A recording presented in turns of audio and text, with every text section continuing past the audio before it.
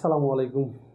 আজকের বিষয় চিটাগুড়, মোলাসেস, নালি। এক এক অঞ্চলে এক একজন এক একভাবে এটাকে চিনে।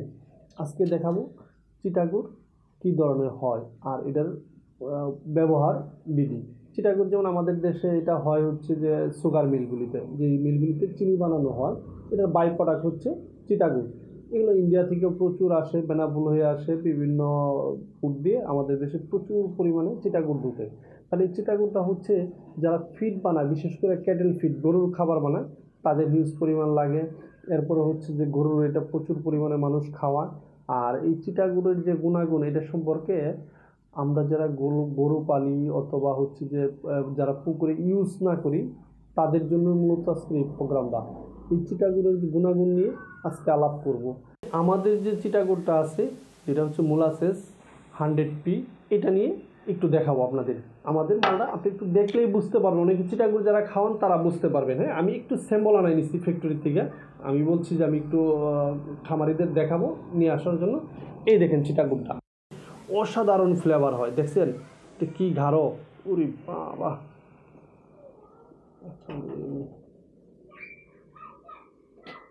একটু দেখাচ্ছি, এটা তো হাতে লাগলে একটু মুশকিল। ওরে বাবা, অসাধারণ ফ্লেভার। এই হচ্ছে আমাদের চিটাগুড়। আপনাদের যদি কারো চিটাগুড়ের প্রয়োজন হয়, আপনারা হচ্ছে লোকালি কিনে নিতে পারেন অথবা আমাদের সাথে যোগাযোগ করতে পারেন। আর আমাদের এই মোলাসেস 100Pতে কী কী আছে, এটার আমাদের একটা ল্যাব টেস্ট রিপোর্ট আছে, আমি একটু বলি। যেমন ডাইম্যাটার 30%, দ্রবণীয় carbon 40% plus, protein 5.45%, fat 1%, fibre হচ্ছে 0.110%, অ্যাশ হচ্ছে 14.60%, ক্যালসিয়াম হচ্ছে 9.20%, পটাশিয়াম আছে হচ্ছে 51 গ্রাম কেজি, ম্যাগনেসিয়াম হচ্ছে 78.00 গ্রাম কেজি, ম্যাঙ্গানিজ 74.00 গ্রাম কেজি, জিঙ্ক।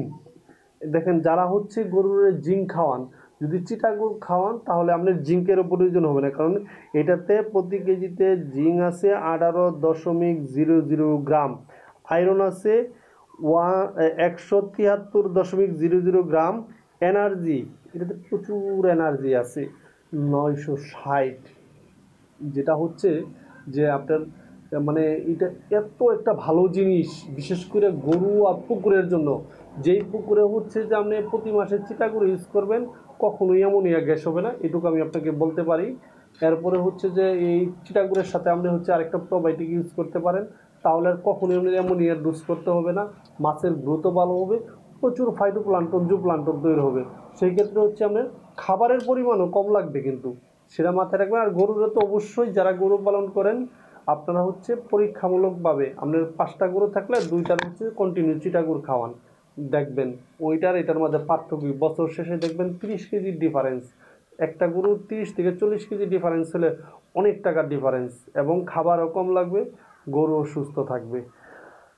তাহলে আমরা এই বিষয় নিয়ে কিছুটা হলেও ধারণা দিতে পারছি। এরপর আরও কোনো ধারণার জন্য কোনো প্রয়োজন হলে আমাদের হেল্পলাইনে যোগাযোগ করতে পারেন অথবা আমার সাথে সরাসরি কথা বলতে পারেন।